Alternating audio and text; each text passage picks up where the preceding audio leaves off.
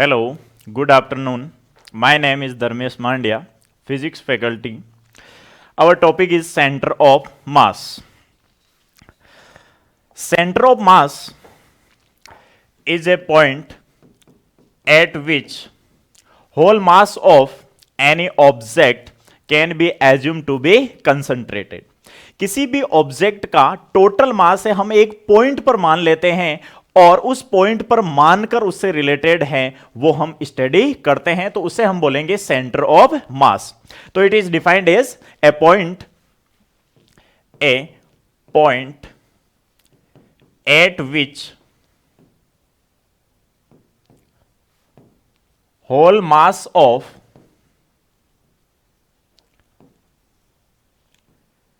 a body can be assumed to be concentrated.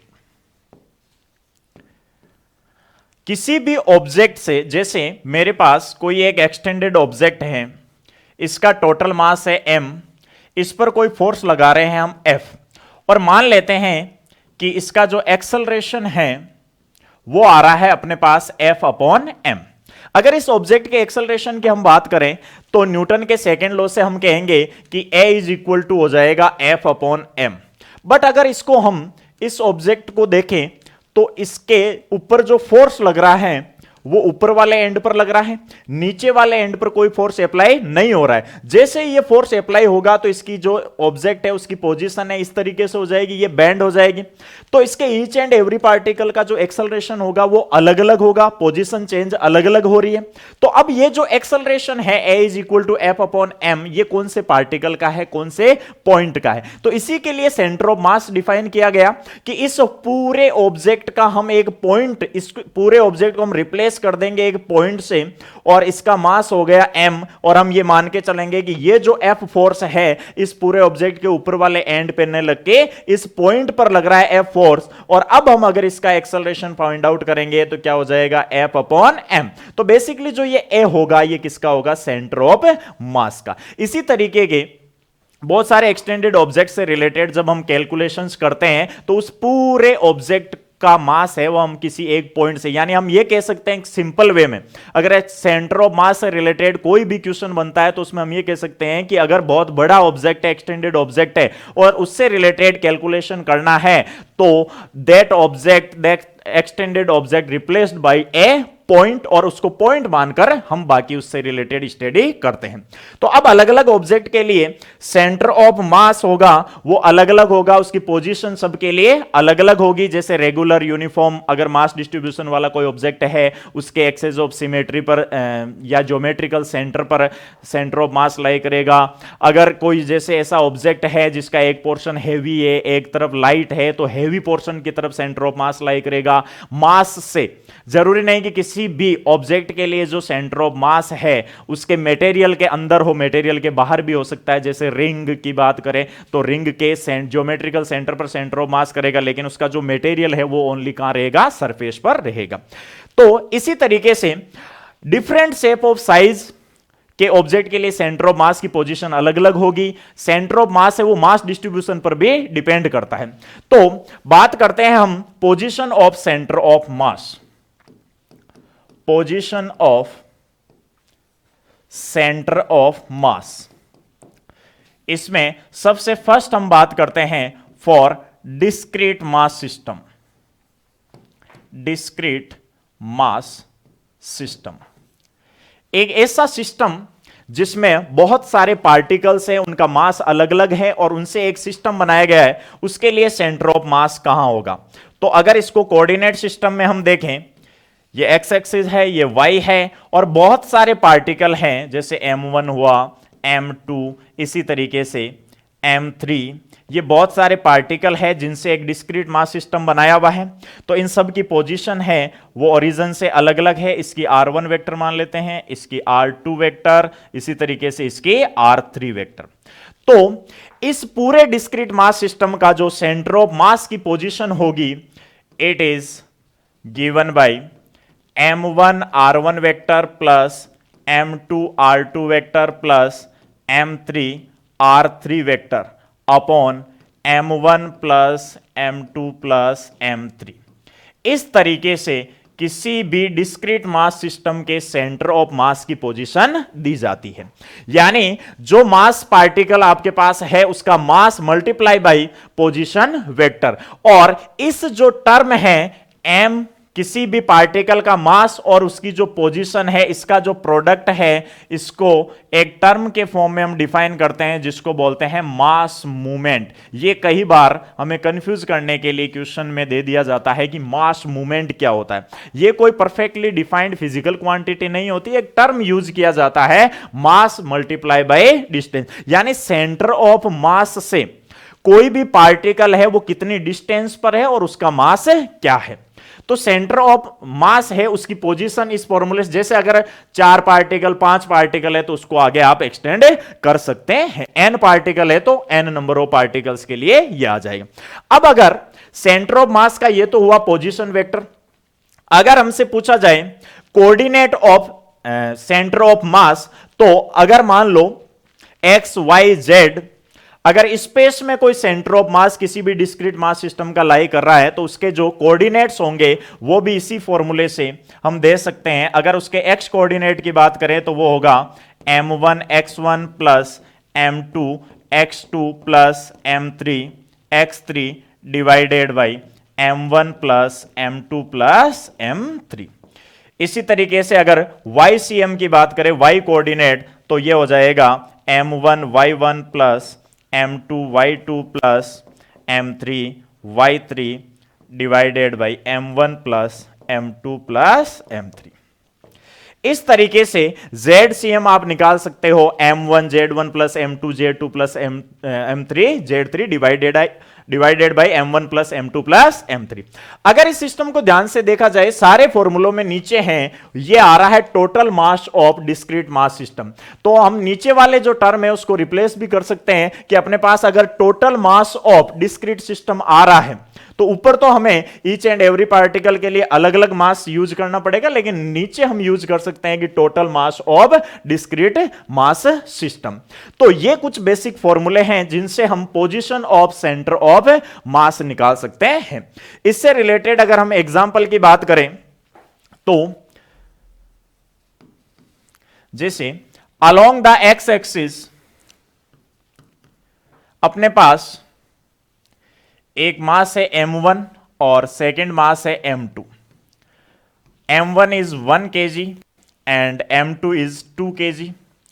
इनके coordinate system है इसके 2 0 और इसके है 4 0। अगर हमसे यह पूछा जाए कि find out the position of centre of मास, या हम यह कह सकते हैं कि हमसे सेंटर ऑफ मास के कोऑर्डिनेट्स पूछे जाए तो क्या हो जाएंगे। तो अपने पास coordinate along the x axis, ये थोड़ी सी बेसिक बात है कि m1 m2 दोनों अलोंग द एक्स एक्सिस लाई करेंगे तो इसका जो सेंटर ऑफ मास है वो ही कहीं ना कहीं एक्स एक्सिस पर लाई करेगा, क्योंकि y कोऑर्डिनेट तो इसके है नहीं। तो अगर इसके x कोऑर्डिनेट की बात करें XCM, तो ये अपने पास हो जाएगा m1 x1, तो यहां पर m1 की जगह 1 है, x1 की जगह अपने पास है 2। इसी तरीके से m2 की जगह है 2 kg एंड x2 की जगह है 4 डिवाइडेड बाई होता है m1 प्लस m2। अभी हमने फॉर्मूला डिस्कस किया है कि XCM अपने को निकालना है, तो m1 x1 plus m2 x2, अपने पास दो सिस्टम दो पार्टिकल हैं तो दोनों के लिए जो सेंटर ऑफ मास है वो हो जाएगा m1 x1 plus m2 x2 divided by m1 plus m2, तो 1 प्लस 2। देन XCM अपने पास आ जाएगा 2 प्लस 8 यानी 10/3।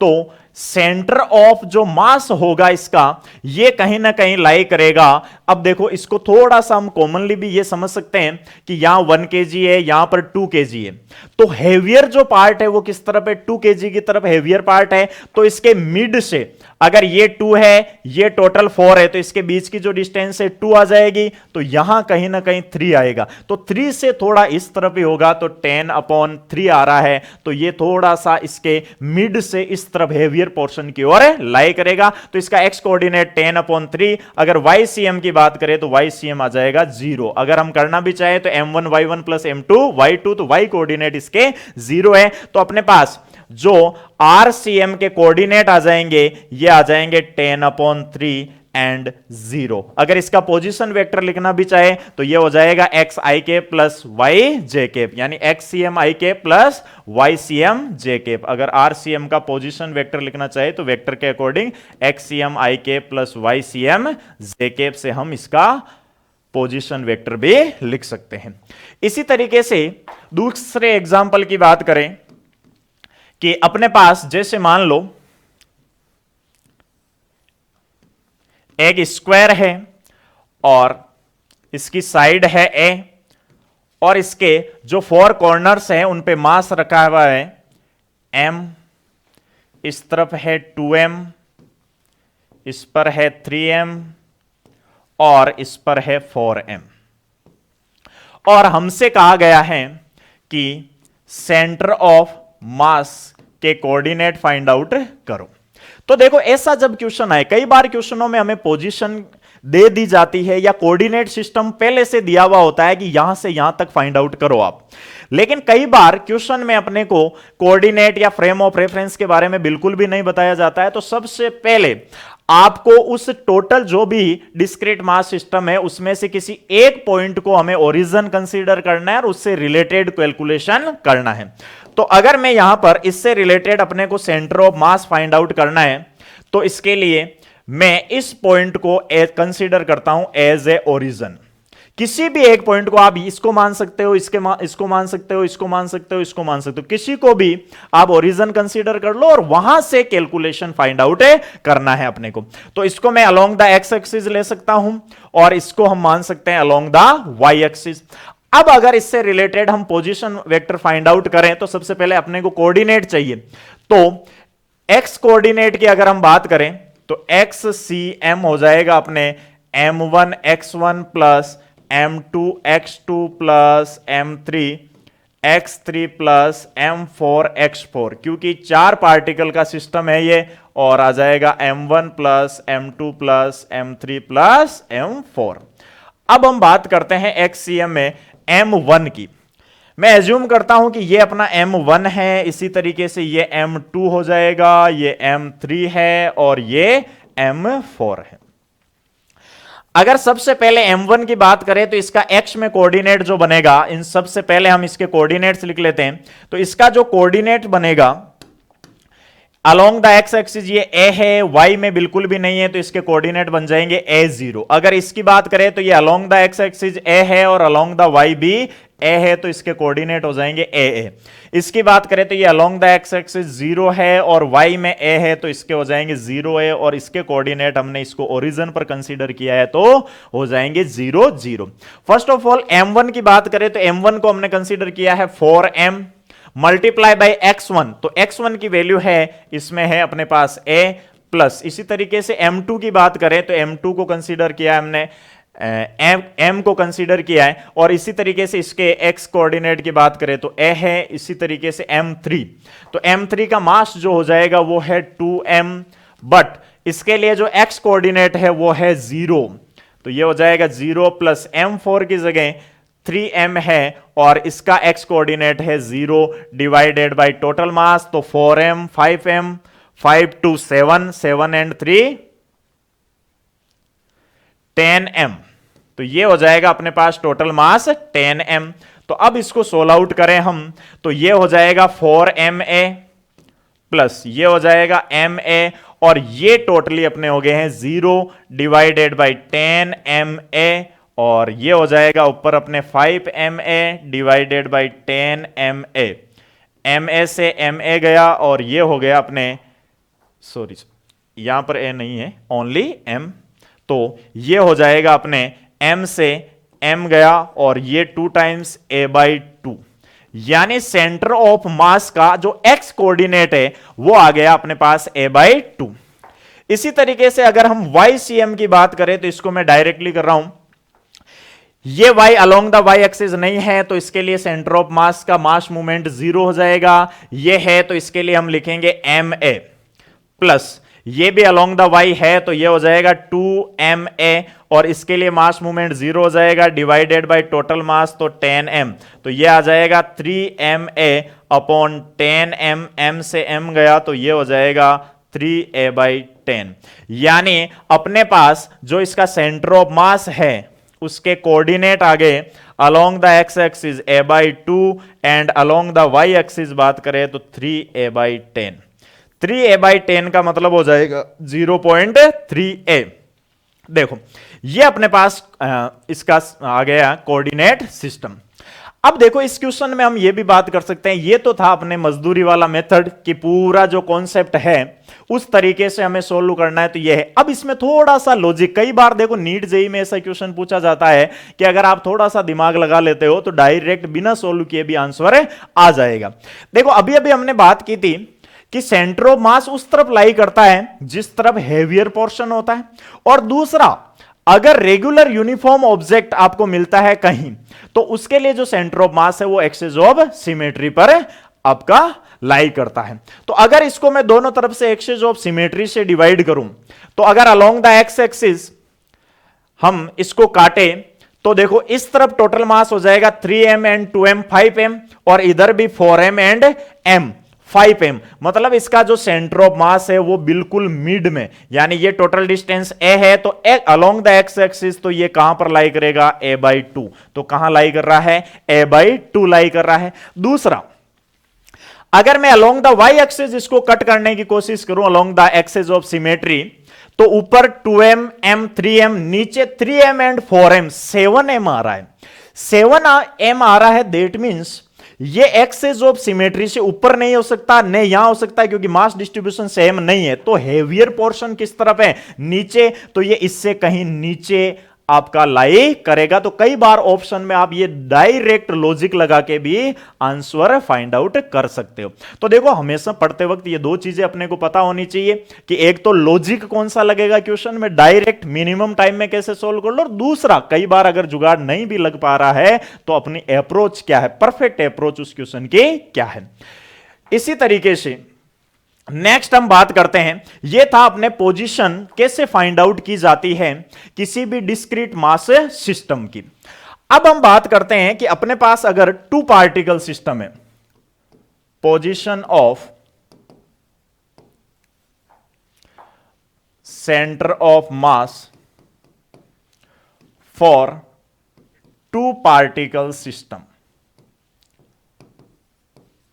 2 पार्टिकल सिस्टम, 2 पार्टिकल सिस्टम के लिए हम सेंटर ऑफ मास की पोजीशन फाइंड आउट करते हैं। ये एक स्पेसिफिक केस है और नीट में सबसे ज्यादा इसी पर क्वेश्चन पूछे गए हैं भाई आज तक, position of centre of mass for 2 particle system. Let's assume that कि अपने पास 2 पार्टिकल सिस्टम है जिसमें एक का मास m1 है और दूसरे का मास है वो m2 है, दोनों के बीच का जो सेपरेशन है वो है r।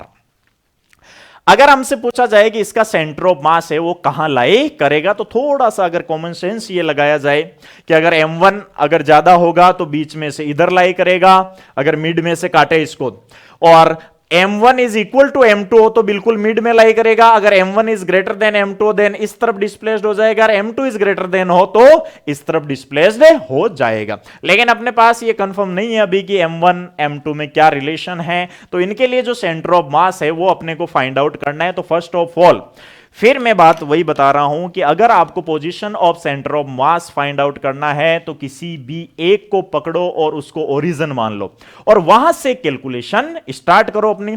तो मैं एज्यूम कर लेता हूं कि जो m1 वाला है इसको मैं ओरिजिन पर मान लेता हूं, तो इसको अगर हम ओरिजिन पर मानेंगे तो ये x एक्सिस हो जाएगा, ये y इसका जो कोऑर्डिनेट है वो 0 0 हो जाएगा, तो इसका कोऑर्डिनेट है ये अलोंग द एक्स एक्सिस है, तो इसका कोऑर्डिनेट हो जाएगा r0, क्योंकि y में नहीं है, r डिस्टेंस पर है, तो r0 हो जाएगा। अब इसके पोजीशन वेक्टर की अगर हम बात करें तो सेम वही अप्रोच है। अपने को पता है कि अगर एक्ससीएम निकालना है, कोऑर्डिनेट की बात करें सबसे पहले, तो m1 मल्टीप्लाई बाई उसका x कोऑर्डिनेट 0 है तो 0 हो जाएगा। इसी तरीके से m2 और इसका x कोऑर्डिनेट है वो r है डिवाइडेड बाय टोटल मास है m1 प्लस m2। तो ये अपने पास इसका xcm है वो आ गया भी m2r divided by m1 plus m2। ये जो xcm है, ये जो x कोऑर्डिनेट है, ये आया है सेंटर ऑफ मास का। अब अगर हम बात करें कि ये जो xcm है, क्या यही डिस्टेंस नहीं होगी क्या इसके लिए? अगर m1 से सेंटर ऑफ मास है, मान लो ये जो डिस्टेंस है वो कहीं यहां आ रही है, तो यही तो डिस्टेंस होगी, यानी xcm ही यहां पर क्या है? Distance of centre of mass from m1। तो इसको मैं एज्यूम कर लेता हूं कि ये r1 है, तो r1 कितना हो जाएगा? m2r upon m1 plus m2। तो ये अपने पास आ गया कि अगर आपसे पूछा जाए कि m1 से सेंटर ऑफ मास कितनी डिस्टेंस पर है, तो m1 से जो इन दोनों का टू पार्टिकल सिस्टम का सेंटर ऑफ मास होगा वो कितनी डिस्टेंस पर होगा? m2r upon m1 plus m2। अब आप कहोगे कि ओरिजिन आपने m1 माना है, तो हो सकता है इधर से कोई जुगाड़ हो सीधा सा इसलिए आता होगा। क्या m2 से भी सेंटर ऑफ मास उसी डिस्टेंस पर आएगा क्या? तो बिल्कुल। अगर हम मान के चले इसको कि अब की बार ओरिजिन है वो हम मानते हैं कि m1 पे लेके m2 पर ले लेते हैं। ये जैसे अपना m2 था, ये m1 और दोनों के बीच का सेपरेशन r है। अब की बार हम ये लेके देखते हैं कि ओरिजिन अगर माना जाए m2 को, तो इसके कोऑर्डिनेट हो जाएंगे 0 0, और इसके जो कोऑर्डिनेट होंगे वो हो जाएंगे -r0। और मैं मान के चलता हूं कि सेंटर ऑफ मास कहीं बीच में लाई करेगा, तो अब की बार हम देख रहे हैं distance of centre of mass from m2। पिछली बार वाली अपनी थी m1 से देख रहे थे, अब की बार हम m2 से देख रहे हैं। तो इसको मैं एज्यूम कर लेता हूं r2, तो r2 इज इक्वल टू आ जाएगा सबसे पहले m1, उसका कोऑर्डिनेट हो जाएगा -r, और इस तरफ देखा जाए तो यह हो जाएगा m2 0 divided by total mass m1 plus m2। तो यह अपने पास आ जाएगा r2 is equal to m1r negative upon m1 plus m2। तो ये जो डिस्टेंस है वो नेगेटिव क्यों आई भाई? नेगेटिव का मतलब ये नहीं है कि डिस्टेंस नेगेटिव ये बता रही है कि m1 से r1 इस तरफ थी, तो ये m2 से हमने किस तरफ एज्यूम की है? उसकी अपोजिट डायरेक्शन में की है। तो आप कैलकुलेशन के लिए इसको direct m1r upon m1 plus m2 ले सकते हो। तो अपने पास जो टू पार्टिकल सिस्टम था उसके लिए टोटल अगर मैं दोनों की बात करूं कि टू पार्टिकल सिस्टम है जिसमें ये m1 मास था और यहां पर अपने पास था m2 मास, और दोनों के बीच सेपरेशन r है, और लेट्स एज्यूम दैट कि इनके बीच में जो सेंटर ऑफ मास है वो कहीं यहां पे लाई कर रहा है, तो इसकी जो डिस्टेंस होगी सेंटर ऑफ मास की वो m1 से हमने मानी थी r1 और m2 से हमने मानी r2, where r1 is equal to अपने पास आया m2r divided by m1 plus m2, and r2 अपने पास आया m1r upon m1 plus m2। अब देखो इनसे सीधा सा इसको हम याद रख सकते हैं कि जब m1 से पूछा जाए तो ऊपर मास दूसरे वाले का लेना है, दूसरे से पूछा जाए तो ऊपर मास पहले का लेना है, बाकी दोनों के बीच की सेपरेशन डिवाइडेड बाय टोटल मास, ये डायरेक्ट अपने पास आ जाएगा। अब अगर हम यहां पे थोड़ा सा लॉजिक लगाएं, अगर मैं इन दोनों को डिवाइड कर दूं r1 डिवाइडेड बाय r2, अगर इनको डिवाइड करेंगे तो r upon m1 plus m2 से r upon m1 plus m2 cancel out हो जाएगा, तो यह आ जाएगा m2 अपॉन m1। यानी हम ये कह सकते हैं क्या m1 r1 is equal to m2 r2। और बहुत ही इंपॉर्टेंट रिलेशन है टू पार्टिकल सिस्टम के लिए कैलकुलेशन करने के लिए कि m1 r1 is equal to m2 r2। m1 r1 है क्या? m1 r1 है मास मूवमेंट। m1 किसी भी पार्टिकल के मास और उसके पोजीशन या डिस्टेंस को मल्टीप्लाई करते हैं तो उसका मास मूवमेंट आता है। तो m1 r1 is equal to m2 r2। तो क्या हम यहां से यह कह सकते हैं क्या mr is equal to constant? बिल्कुल कह सकते हैं। क्या इसी को मैं ऐसे कह सकता हूं क्या mass is inversely proportional to r? यानी कहने का मतलब यह हुआ कि जितनी डिस्टेंस ज्यादा होगी, जितनी डिस्टेंस ज्यादा होगी मास कम होगा। तो देखो मास कम होने का मतलब क्या है कि अगर आपके पास कोई दो पार्टिकल सिस्टम है और अगर m1 ज्यादा है, मास ज्यादा है, तो उसकी सेंटर ऑफ मास से डिस्टेंस क्या होगी? कम। और अगर मास कम है तो उसकी सेंटर ऑफ मास से डिस्टेंस क्या होगी? ज्यादा होगी। और यही अपना यहां से वेरीफाई भी होता है फर्स्ट स्टेटमेंट की हैवियर ऑब्जेक्ट की तरफ सेंटर ऑफ मास है ये डिस्प्लेस्ड हो जाता है। तो यहां से अगर हम मास और इस डिस्टेंस के बीच में ग्राफ की बात करें तो यह आएगा आपके रेक्टेंगुलर हाइपरबोला आएगा। तो इस तरीके से हम यह कह सकते हैं कि हैवियर ऑब्जेक्ट की तरफ सेंटर ऑफ मास डिस्प्लेस्ड रहता है। अब बात करते हैं इस टू पार्टिकल सिस्टम जो भी है उससे रिलेटेड अपने कौन कौन से क्वेश्चन आए हुए हैं। तो नीट सितंबर 2020 में आया हुआ क्वेश्चन है, two particles of mass 5 kg and 10 kg respectively are attached to the two ends of a rigid rod of length 1 meter with negligible mass। यानी अपने को इस रिजिड रोड का मास कंसीडर नहीं करना है।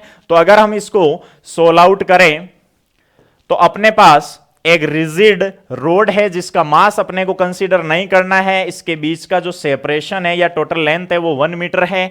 एक एंड पर हम मास है अटैच है वो 5 केजी है और सेकंड पर है वो है 10 केजी। तो ये जो सिस्टम बना ये टू पार्टिकल सिस्टम बन गया। और इस टू पार्टिकल सिस्टम के लिए अपने को सेंटर ऑफ मास है, अभी हमने पढ़ा है the centre of mass of the system from the 5 KG. देखो क्वेश्चन में आपको दिया हुआ है कि सेंटर ऑफ मास कहां से फाइंड आउट करना है और ये बहुत जरूरी है। कई बार जैसे आपने देखा होगा कि हम सेंटर ऑफ मास दूसरे से फाइंड आउट कर देते हैं और फिर ऑप्शन में मैच नहीं होता। तो ये हमेशा ध्यान रखें कि क्वेश्चन में सेंटर ऑफ मास पूछा कहां से जा रहा है। भाई अगर आप सेंटर ऑफ मास इसका 10 केजी से निकालोगे तो डिस्टेंस अलग आएगी, 5 केजी से निकालोगे तो डिस्टेंस अलग आएगी। तो ये हमेशा क्वेश्चन में हमें ध्यान रखना है कि सेंटर ऑफ मास है वो कहां से फाइंड आउट करना है। तो इसमें हमें कहा है कि 5 केजी से अपने को फाइंड आउट करना है। तो हमें पता है 5 केजी को हम m1 कंसीडर कर लेते हैं, 10 केजी को m2। तो सीधा सा एक दिमाग में बैठा लो कि m1 से फाइंड आउट करना है तो ऊपर मास कौन सा लेना है? 2 वाला। 2 से करना है तो पहले वाला लेना है। तो अपने को 1 से फाइंड आउट करना है तो r इज इक्वल टू 1 के लिए फाइंड आउट करना है तो यह आ जाएगा m2 r upon m1 plus m2। ये अभी अभी हमने फॉर्मूला डिस्कस किया है। तो r1 is equal to m2 है अपने पास 10 और r दोनों के बीच का सेपरेशन है वो 1 मीटर। तो यहां पर थोड़ा सा आप दिमाग लगाओ कि अपने ऑप्शन सेंटीमीटर में है तो इनिशियली आप r को किस में लिख लो? सेंटीमीटर में, 100 सेंटीमीटर। और 10 केजी है, नीचे भी केजी, तो ये तो कैंसिल आउट हो जाएगा। टोटल मास 10 प्लस 5 आ गया 15। Then r1 is equal to अपने पास आ गया 5 से अगर इसको कट करो ये आ गया 200 डिवाइडेड बाय 3 सेंटीमीटर। तो अप्रोक्सीमेट ये जाएगा अपने 66 के समथिंग कुछ जाएगा। तो अपना ऑप्शन हो गया 67 सेंटीमीटर अपना करेक्ट आंसर हो जाएगा। तो ये टू पार्टिकल सिस्टम है, इससे रिलेटेड आपका क्वेश्चन था नीट 2020 में।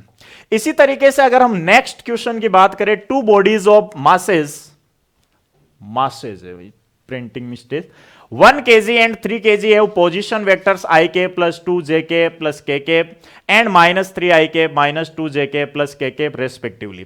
तो अपने को पोजीशन वेक्टर दिए हुए, अब की बार कोऑर्डिनेट नहीं दिए हुए हैं, डायरेक्ट पोजीशन वेक्टर दिए हुए हैं।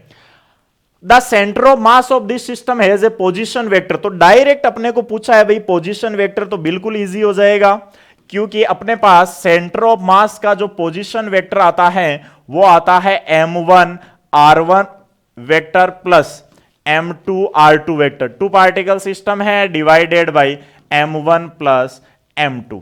Then RCM vector is equal to आ जाएगा, m1 की वैल्यू अपने को दी हुई है 1 kg, फर्स्ट का जो पोजीशन वेक्टर है वो है i के प्लस 2j के प्लस k के प्लस m2 जो मास है वो है 3 kg का, और इसका जो पोजीशन वेक्टर है वो है -3i के माइनस 2j के प्लस k के, और टोटल मास नीचे m1 प्लस m2 हो जाएगा अपने पास 3 + 1 4 kg।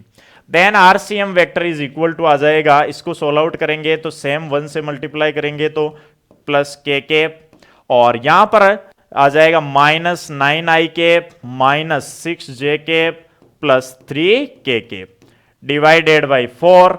इसको सोल्व आउट करेंगे, RCM वेक्टर आ जाएगा अपने पास 9i माइनस, तो ये हो जाएगा माइनस का 8i के, इसी तरीके से 6 माइनस का 2 प्लस का तो माइनस का 4j के प्लस 3 and 1 4k divided by 4। Then ये आ गया, 4 से कट करोगे या कॉमन ले लोगे तो -2i के माइनस j के प्लस k।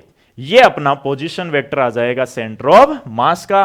तो अपना करेक्ट आंसर जो होगा वो हो जाएगा सेकंड वाला, -2i के माइनस j के प्लस k। इसी तरीके से अगर नेक्स्ट क्वेश्चन की बात करें, AIPMT CBSE AIPMT 1997 में आया हुआ क्वेश्चन है। In a carbon monoxide molecule the carbon and the oxygen atoms are separated by a distance.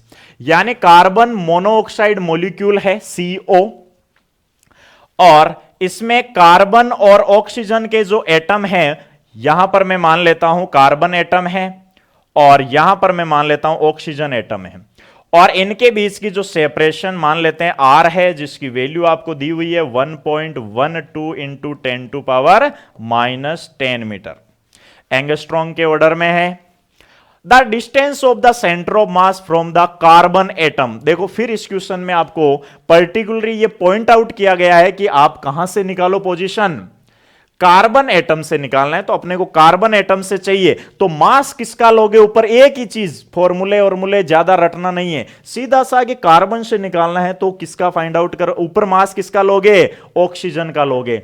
तो देखो अगर मैं इसको R1, तो यहां पर जो मास होगा, मास ऑफ किसका लोगे, oxygen, distance R divided by mass of carbon plus mass of oxygen. अब यहां पर जो सबसे बड़ी समस्या होने वाली है वो है कि मास कहां से ले। तो एटॉमिक मास ऑफ कार्बन, अगर एटॉमिक मास यूनिट में देखा जाए तो कार्बन का होता है 12 AMU। यहां पर हम लिख सकते हैं कि मास ऑफ जो कार्बन लोगे वो कितना ले सकते हो आप, 12 AMU, और मास ऑफ जो ऑक्सीजन होगा वो हो जाएगा 16 AMU। मोस्ट ऑफ क्वेश्चंस में कई बार दे दिया भी जाता है और कई बार नहीं भी दिया हुआ, जैसे इस क्वेश्चन में नहीं दिया हुआ, तो आपको ये पता होना चाहिए केमिस्ट्री के अकॉर्डिंग। तो मास ऑफ ऑक्सीजन हो जाएगा आपके 16, यूनिट की जरूरत नहीं है क्योंकि कट आउट हो जाएगा। R आपको दिया हुआ है 1.12 into 10⁻⁻10 divided by total mass 16 plus 12, ये हो जाएगा 28। तो 4 से कट करें तो 7 4, ऊपर आ जाएगा तुम्हारे 8 4 4 अपॉन 7 इंटू 10⁻⁻10। तो R1 इज इक्वल टू ये आ जाएगा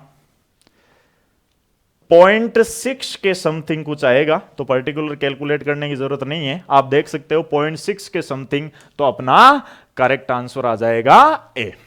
तो ये अपना आज का टॉपिक हुआ जिसमें हमने डिस्कस किया सेंटर ऑफ मास से रिलेटेड दो मेजर कॉन्सेप्ट, जिसमें position of centre of mass for discrete mass system and another is two particle system. Thank you.